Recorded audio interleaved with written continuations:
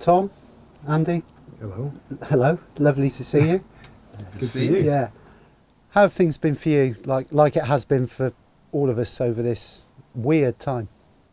Go on, mate. You go first. Well, it's been a bit Groundhog Day, hasn't it, for all of us?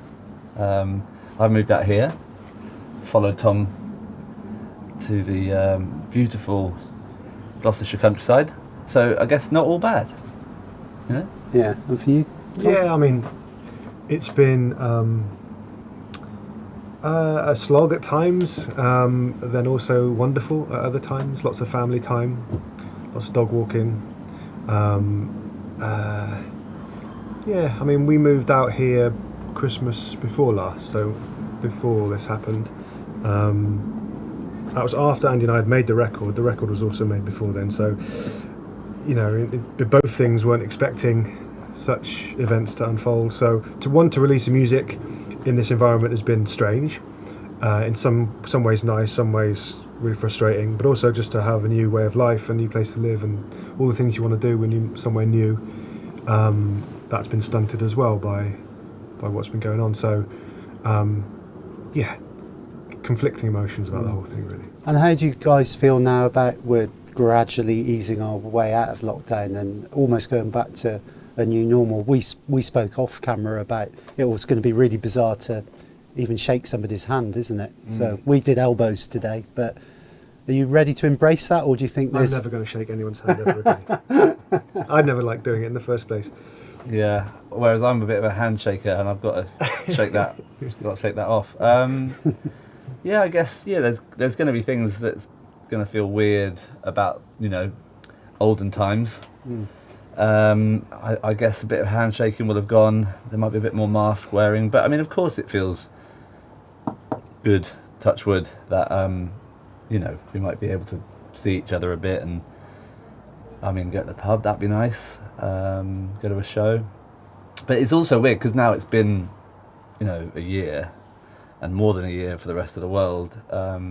There's an element of being slightly nervous about any good news, isn't there? So you sort of every step is a bit like, oh god. But I mean, no, I mean it feels great that we're potentially going to be allowed to do a little bit more, because it's been tough. It's been tough for everybody. It's yeah, and I don't think any of us ever imagined in a million years we'd be living through something like this. So yeah, I think the thought of a night out with your mates, you know, is wonderful, isn't it? You know, and to hug your mates, maybe, you know, be lovely. I guess a lot of your interviews have been conducted via looking at a computer, so for us to be able to do this today, it's quite refreshing. It's felt. We've had weeks of, like, every evening we would, once the kids had gone to bed, we'd had like one or two Zoom interviews scheduled with journalists from Europe or other parts of the world, and talk about our little records. It's been quite nice just to see Andy. Sometimes we'd have a beer, but there'd always be a journalist there too, and then talk about what we were doing, and then that would be it. Yeah, you know, that would be nice, in some ways nice. That would be our social interaction for. You know. Yeah, you're both youngish men. Yeah, it's definitely becoming ish, isn't it? More emphasis on the ish. Yeah. With children, how's it been for the children? How's it been homeschooling? Challenging. It's been pretty full on. Yeah, full on. The thing is, it's not the homeschooling that's really an issue. You know, obviously the schools have, you know, systems set up which is amazing. You know, that in many ways they can be left to themselves. They kind of, you need to be there to steer and make sure they're okay. But what it does is it stops you from being able to do your work. You know what I mean? Writing songs, or, you know, that's obviously the most important thing about the day. So for me and my wife to work or to do things for our, you know, careers or whatever, that takes a back seat, and that's you know, 90% of the time absolutely fine. You know, you just crack on and help out the boys to do their work and stuff. But then, you know, when the slog comes, and you know, it's where the frustration can creep in. And for you guys, has lockdown enabled you to be more creative, less creative, or about the same? Well, I think obviously we've all got a lot more time once the kids have gone to bed or whatever, but well, it's because it's come in waves of because there's been a lot of time when they were at school. Yeah, that was when well. That's right. That's when there was. I was trying to, as I was answering, I was like, "Hang on, what am I saying?" Yeah, it's when they've been at school we've had more time than usual because we've not had to go anywhere. I don't know. I mean, Tom, I know Tom's been, he'll tell you he's been doing a lot of work in the studio. I've definitely written lots and lots and lots of songs, but whether I've been more or less creative, I don't know. You know, it might be that half of it's absolute rubbish, so it might have been a waste of time. Time will tell. Time will tell. Time will But tell. yeah, I mean, there's been a lot of songwriting, for sure. Yeah, when the kids were at school or are at school, then obviously the days are free to just write songs because we're not out and about doing interviews or touring. All that's been taken away. But for me, from like the other side of what I do, from the band side of things, obviously I can write songs for that, but we haven't been together to rehearse and record. So you can kind of go so far, and you've got a stockpile of material for when we can get together and finish. In some ways, that's why it's been so ace that me and Andy have had this record recorded and had something to talk about and I think we were really promote, lucky. for the want of a better word. You know. We were lucky that we'd had this all in the bag, so to speak. I mean, doing promo in the world of virtual media has been odd, but it was great that we got to go to Nashville and record this and do it long before we knew any of this was going to be a thing. Yeah. Tell me a bit more about Smith and Burrows is Good Enough, and also how did you come up with the name? I know it might sound a silly question. No, because it's we're both fine. Smith and one's Burrows. Oh yeah. Did we ever think about having a different name? No, not really. Well, we came up with like endless. No, I mean for Smith and Burrows. No, I remember being sat in that place in. Did we ever Belsize consider Park. Burrows and Smith? No, you told me it was Smith and Burrows. I was like, right, I guess it's Smith and Burrows. Shez, do you remember on in Belsize? We were in Shez something. Shez Bob. Shay Bob. Shay Bob. Yeah. And you just said, well, it's Smith and Burrows, isn't it? I was like, well, I guess so. And that was it. Yeah. We made like a wintry, Christmassy record 10 years ago. Obviously, we were close friends before then and have continued to... Funny Looking Angels. Yeah, the Funny Looking Angels. So that was the beginning of our musical relationship. Since then, we'd always talked about, following that up. We both do other things as well, and finding the time wasn't easy. But, when we did have time and it felt right, the song started to materialise. And I think it was about 7 years ago, really, that started to pile up a bit more. And then, we ended up in Nashville recording the record. Yeah, it's got a nice fit to it, hasn't it? The name Smith and Burrows. You could possibly think sounds like an estate agent or we did think about selling property. We did think about whether we should go or an into accountancy firm. Accountancy. We thought about that. We thought about What about Smith and Weston? Smith and Weston. Yeah. That's guns, right? Yeah. That's I mean, are guns cooler than accountants? That's you can talk. Yeah, we could have been anything. Guns aren't cooler than accountants. No, they're not. Or are they? Oh, are they? Now it's fully snowing. Yeah, it's pretty good, isn't it? We've gone from the beach. It's because we started talking about. Because we started talking about Funny Angels. Yeah. 10 years since Funny Looking Angels. Mm-hmm. Any reason for the 10 years gap? I think that's just happened because this record might have come out last year originally. Yeah. So essentially this is just a coincidence. I think that we're now at the 10-year marker. It would take some serious planning, knowing how slow the music industry works, even without a pandemic, to make this record happen exactly 10 years after the first one. Yeah. Just took a while. To get the songs together, and like I said, we do other things. So, cool.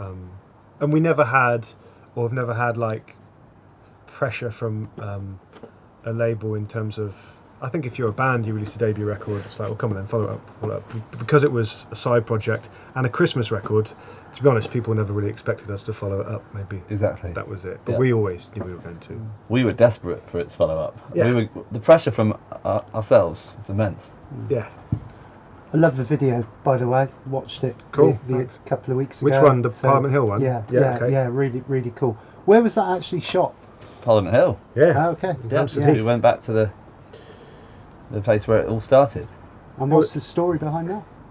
It was an opportunity to work with Matt Whitecross, the director, who is kind of a friend of a friend. We know a little bit, and I don't know. We just thought he'd get the music, get the song, get the vibe, and we sent in the track. And he came back with an idea of using the kind of theatre group from Swiss Cottage, which is just up the road from Hampstead Heath, which is where Andy and I were living when we became mates. That part of North London inspired the song. It's a big part of our friendship. And Matt living there, to start asking to use this kind of theatre group from Swiss, it all just felt wonderfully apt and wonderfully perfect. And Matt's kind of just getting the tone of it perfect, you know, to have the puppets, but to still have a kind of sadness to it, and a kind of sense of otherworldliness. Yeah, I thought it was extremely. It told a story. It was really watchable. At one point, I thought, "Is this somewhere in the Cotswolds?" I was thinking. So, yeah, that was the magic. Yeah, but I think we thought this has got to be. Yeah, this has got to be on Parliament in Hill. 10 years' time, when we follow up, Only Smith and Burrows is good enough with our record as an ode to the Five Valleys. Yeah, we'll, you know, maybe that time we'll have a video on Selsley Common. What are the Five Valleys? Tell me. Is it not just the valleys that come off from Stroud? But but who's got? Have you got? Do you? You're putting him on. You're putting him on the spot now. Yeah, I reckon he can do it. I reckon he can. Oh God, I don't know what the name. With Slad Valley's one, right? Yeah. Sure. I'm not great on. Come on, you can't have one between the two of you. Yeah. Yeah. Slad. I don't know what. Brimscombe. Brimscombe. Okay. Yeah. I don't know. Talking of the Five Valleys, Tom, it's a big part of your life. Can you tell me a little bit about your time here? Yeah, sure. My folks moved out here when I was 4, so Mum and Dad taught at Archway School, and I was here. I did my GCSEs and A levels at Archway, and then that was about it. Then I took a year out and went to university, about 99, 2000.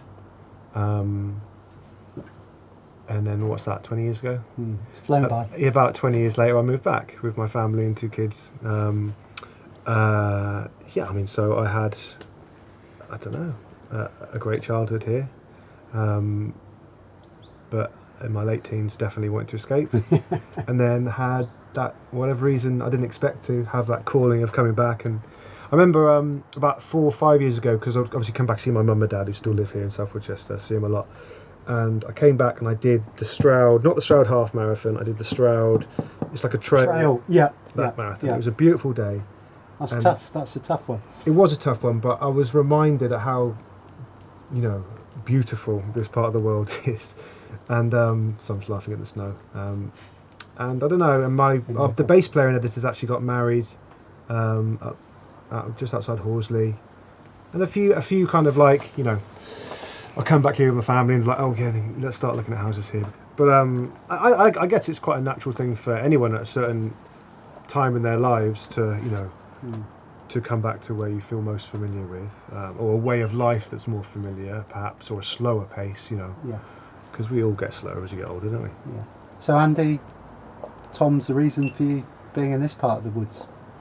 Yeah, well, pretty much. I mean, I grew up in Winchester in Hampshire. I think you say that's a similar feeling. It's a similar feeling for sure, and I think my wife and I decided that moving back home wasn't for us. Which, although I totally agree with what you just said about the pull that happened, and the same thing happened really. We've just moved back to a different area that feels very similar and very beautiful and a bit slower pace. Yeah, and you mentioned to me off camera, some of the places you've been around Stroud, like the Crown. You love the Crown and Sceptre. Well, although I haven't been able to go properly. Did not have a pub, no. But I went in there the other day to order. No, what do they do? They do the takeaway. Yeah, corner shop. And it's brilliant in there. Yeah. Amazing. And I've booked whatever I was allowed to book, an outdoor table for next week. So Tom, have you acted as his sort of Stroud tour guide at all? Really, to the places, like a little tourist information.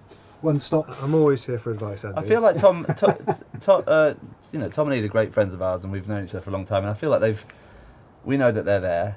They showed us a few things last summer, but I think at the same time we've not wanted to kind of be too. Hello, we're here at the end of the garden. We've moved as well. So we sort of. It's quite nice, really. It's been quite a nice balance, hasn't it, of hanging out a bit and learning a few things together, and but at the same time, we're pottering around and working a few bits out. We'd have definitely done more if we were able to. Yeah, me and you would have certainly done a lot more pubs. We had a good dinner at the Stroud Brewery, didn't we? Yeah, that was great. It was a good thing down there. And we went to lovely Amberley Arms. Amberley Inn, we were Amberley Inn. Yeah.